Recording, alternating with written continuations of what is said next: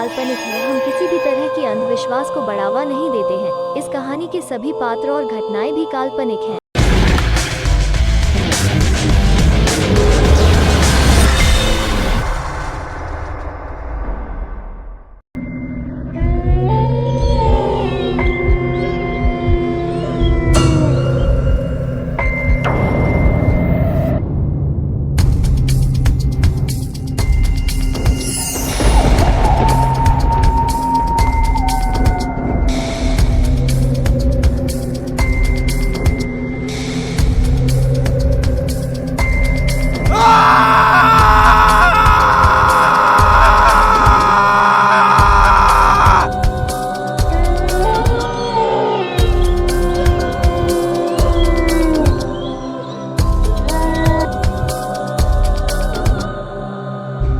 सिया एक काफ़ी मॉडर्न लड़की थी, पर उसकी दुनिया काफ़ी रहस्यमयी थी। आए दिन उसे नई नई चुनौतियों का सामना करना पड़ता था, क्योंकि वो कोई आम लड़की नहीं बल्कि देववंशी थी। देवताओं का खून उसकी रगों में बह रहा था। शायद यही वजह थी कि हर बार शैतानी ताकतें उसके सामने घुटने टेक देती थीं। पर अब जिस मुसीबत का सामना उसे करना था वो तो सिर्फ एक झलक है आने वाली मुसीबतों का। अपनी माँ की मौत के बाद सिया बहुत लापरवाह हो गई थी। वह रात भर पार्टियां करती थी। शायद खुद को बिजी रखकर वो अपनी तकलीफ को कम करना चाहती थी। 6 महीने पहले उसने अपने प्यार दानिश को खो दिया और पिछले हफ्ते ही वो एक शैतान साइंटिस्ट के पास कैद थी, जो कि उसके डीएनए से एक नई नस्ल को तैयार करना चाहता था।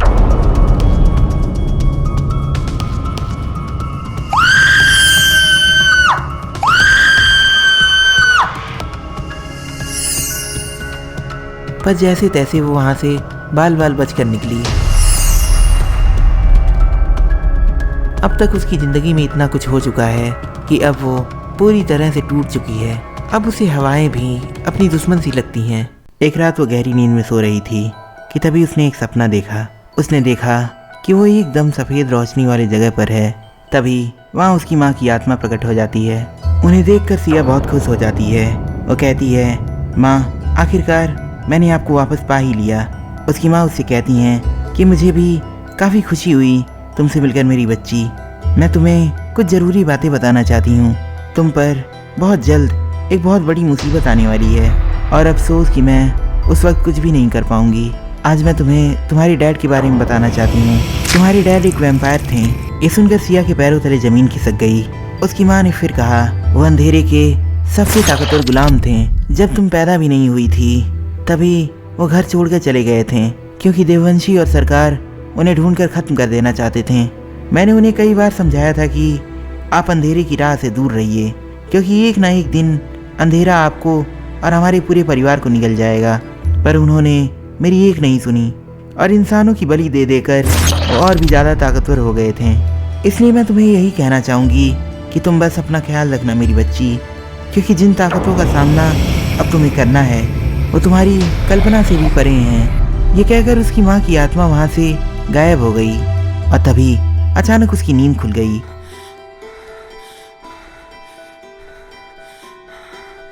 अगले दिन ये बात उसने स्कूल में अपने दोस्तों को बताया। शॉन ने कहा, तुम्हारी माँ जरूर तुम्हें आने वाले खतरे से आगाह कर रही थी। सिया को भी यही लग रहा था। उसी रात उसने फिर एक सपना देखा। इस बार उसने सपने में दानिश को देखा। उसने देखा कि वो दोनों फिर एक बार एक हो गए हैं। तभी अचानक उसे एक भेड़िए की झलक दिखाई दी और तुरंत उसकी आंख खुल गई। डर के मारे उसका बुरा हाल हो गया था। उस रात वो ठीक से सो नहीं पाई। वो पूरी रात बहुत बेचैन थी। अगली सुबह वो फिर स्कूल गई। उस दिन स्कूल में उसका मन नहीं लग रहा था। उसने दानिश की सीट की तरफ देखा। वो सीट पिछले 6 महीने से खाली थी, पर आज सिया को दानिश की बहुत याद आ रही थी। दानिश के साथ बिताए हुए उन प्यार भरे लम्हों को याद कर सिया इमोशनल हो गई। स्कूल खत्म होने के बाद सिया काफ़ी उदास थी। शॉन और कार्ला से उसकी ये उदासी देखी नहीं जा रही थी। आखिरकार वो उसके सबसे अच्छे दोस्त थे। शॉन ने सिया से कहा, आज रात को तुम्हें मेरे घर आना है, क्योंकि आज रात मैंने अपने घर पर एक छोटी सी पार्टी रखी है।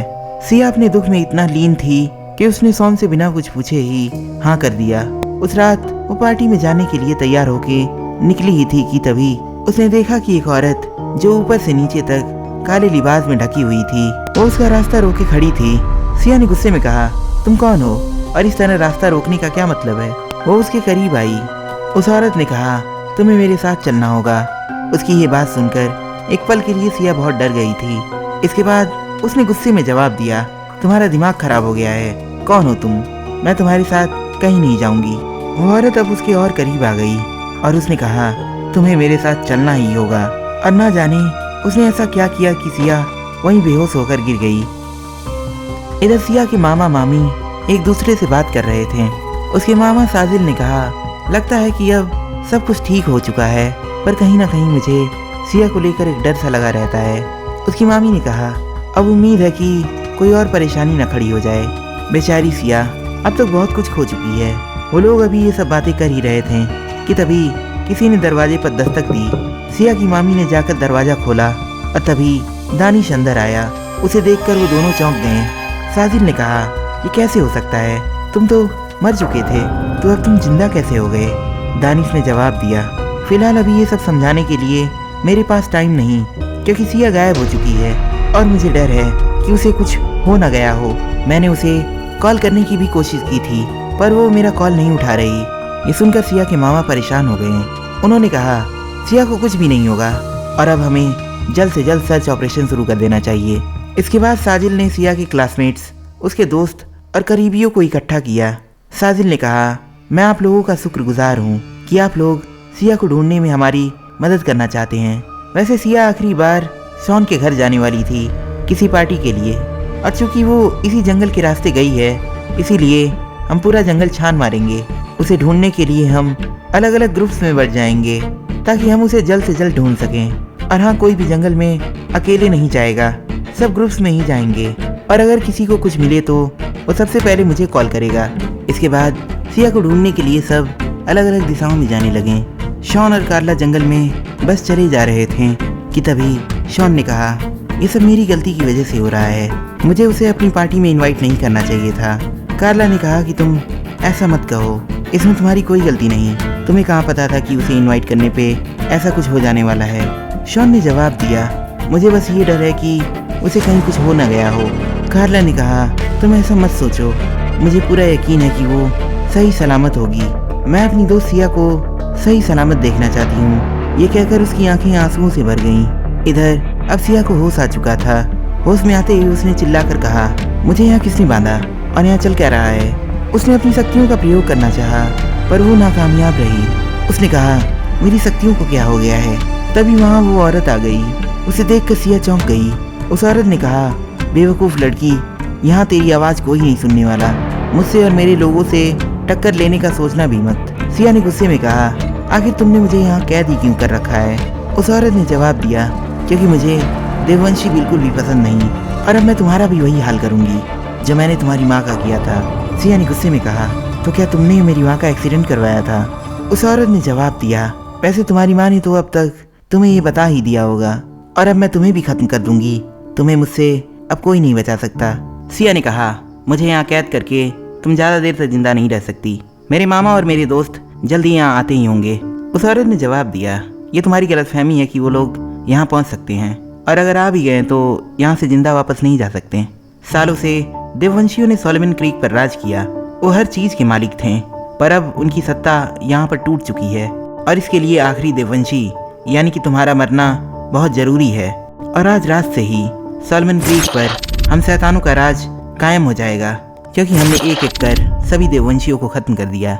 सिया ने गुस्से में जवाब दिया, हमने सोलोमन क्रीक पर राज किया क्योंकि हम शक्तिशाली, नेक और सच्चे थे। तुम लोगों की तरह हमने ईश्वर की निंदा नहीं की, बल्कि उनका सम्मान किया। इसीलिए ईश्वर ने हमें सोलोमन क्रीक का सच्चा उत्तराधिकारी माना। उस औरत ने गुस्से में कहा, और तुम लोगों ने अपनी शक्तियों से किया ही क्या? एक युद्ध जिसमें हजारों की तादाद में शैतान मारे गए थे। सिया ने कहा, देववंशियों ने सिर्फ मासूम लोगों को बचाने के लिए ये युद्ध किया था, और वैसे तुम कौन होती हो शैतानों की वकालत करने वाली? उस औरत ने जवाब दिया, क्योंकि मैं उन शैतानों की माँ हूँ, मैं असुर माता मारिया हूँ, मैं एक डायन हूँ, बेवकूफ़ लड़की। उसका भी ये कहना ही था कि सिया ने देखा कि उस औरत का चेहरा बदल रहा था। वो चेहरा बहुत भयानक हो गया था। उसे देखकर ऐसा लग रहा था जैसे कि वो किसी शैतान का चेहरा हो। ये सब देखकर सिया की रूह कांप गई। उस समय इधर जंगल में दानिश सिया को इधर उधर ढूंढ रहा था कि तभी समायरा वहाँ आ गई। वो अलग ही मूड में थी। उसे देखकर ऐसा बिल्कुल भी नहीं लग रहा था कि उसे सिया के गायब हो जाने से कोई दुख हो। और यही नहीं, वो आते ही दानिश से फ्लर्ट करने लगी। दानिश ने कहा, मुझे पता है कि सिया को गायब करने में तुम्हारी माँ का ही हाथ है। समायरा ने कहा, तुम्हारी हिम्मत कैसे हुई मेरी माँ पर ऐसा घटिया इल्जाम लगाने की। दानिश ने फिर कहा, अच्छा होगा कि तुम मुझे खुद ही बता दो कि सिया कहाँ है। समायरा ने कहा, मुझे नहीं पता कि वो कहाँ है, और अगर पता होता भी तो मैं तुम्हें कभी नहीं बताती। सिया अपनी इस हालत की जिम्मेदार खुद है। कुछ देर तक उन दोनों ने इस बात पर बहस किया और फिर दानिश गुस्से में वहाँ से चला गया। सिया को ढूंढते ढूंढते साजिल हंटर के घर पहुँच गया। साजिल को हंटर पर शक था क्योंकि वो जानता था कि हंटर एक वेयरवुल्फ है और तो और सिर्फ वही जंगल के बीचों बीच रहता है। उसने गुस्से में हंटर से पूछा, क्या तुमने सिया को देखा है? बताओ कहाँ है सिया? हंटर ने कहा, तुम मुझ पर ऐसा घटिया इल्जाम नहीं लगा सकते, और वो भी बिना किसी सबूत के। साजिल उसके और करीब आया और उसने कहा, सिया गायब है और मैं अच्छे से जानता हूँ कि तुम उसे खत्म करना चाहते थे। हंटर ने कहा, तुम अच्छे से जानते हो कि भेड़ियों ने कभी भी देववंशियों पर बिना किसी वजह के हमला नहीं किया। और हाँ, मुझे सच में नहीं पता कि सिया कहाँ है। शायद इस बार उसका दुश्मन कोई और ही है। इसके बाद साजिल और हंटर आपस में बहस करने लगे। इधर जंगल में अमन और दानिश एक दूसरे से बहस किए जा रहे थे, क्योंकि अमन को ये लगता है कि सिया के गायब होने में दानिश का हाथ है, क्योंकि दानिश एक वेयरवुल्फ है, यानी एक शैतान। दूसरी तरफ यहाँ गुफा में सिया एकदम अकेली थी। शायद वो डायन गुफा से बाहर गई हुई थी। तभी उसने देखा कि उसकी माँ की आत्मा वहाँ प्रकट हुई। अपनी माँ को देखकर सिया की आंखों में आंसू भर आए। सिया ने कहा, माँ प्लीज़ मुझे यहाँ से बचा लो। वो औरत एक डायन है और वो मेरी बलि देना चाहती है। उसकी माँ उसके करीब आई और उन्होंने कहा, तुम शांत हो जाओ मेरी बच्ची, तुम्हें कुछ भी नहीं होगा। सिया ने पूछा, पर कैसे माँ? उसकी माँ ने जवाब दिया, मैंने तुम्हें पहले ही मना किया था कि तुम बिना तालिस्मान के कभी घर से बाहर मत निकलना। असुर माता मारिया बहुत ज़्यादा ताकतवर है। वो अच्छे से जानती है कि किस कंडीशन में हमारी शक्तियाँ काम नहीं करती। पर चिंता मत करो, तुम बहुत जल्द ही आज़ाद होने वाली हो। सिया ने कहा, पर बिना पावर्स के मैं यहाँ से कैसे निकल पाऊंगी? उसकी माँ ने उसे समझाते हुए कहा, यहाँ से बाहर निकलने के लिए तुम्हें किसी पावर की जरूरत नहीं, बल्कि एक सच्चे दिल की है। ये सुनकर सिया चौंक गई। उसने आंख बंद करके ध्यान लगाने की कोशिश की और फिर उसने अपनी आंखें खोलकर कहा, मैं समझ गई माँ कि मुझे क्या करना है। उसकी माँ ने पूछा, तो बताओ तुम्हारा दिल तुम्हें क्या कह रहा है? सिया ने जवाब दिया, मेरा दिल मुझे मेरे दोस्तों को बुलाने के लिए कह रहा है। ये सुनकर उसकी माँ ने उसे एक प्यारी सी मुस्कान दी और फिर वो हवा में गायब हो गई। इधर जंगल में अमन और दानिश एक दूसरे से लड़ने ही वाले थे कि तभी शॉन और कार्ला वहाँ आ पहुँचे। तभी एक पल के लिए कार्ला को ऐसा लगा कि सिया उसे पुकार रही है। कार्ला कार्ला कार्ला मेरी बात सुनो। और फिर उसकी आंखों के सामने सिया की एक झलक दिखाई दी। कार्ला ने कहा, जिस जगह पर सिया को रखा गया है वहाँ चारों तरफ इंसानी खोपड़ियाँ और पत्थर बिखरे हुए हैं। वो कोई गुफा जैसी जगह है जहाँ जाने के लिए एक पथरीला रास्ता भी है। शॉन ने कहा, अब हमें जल्द से जल्द उस जगह को ढूंढना होगा। दानिश ने शॉन से पूछा, आखिर ये जगह कौन सी है?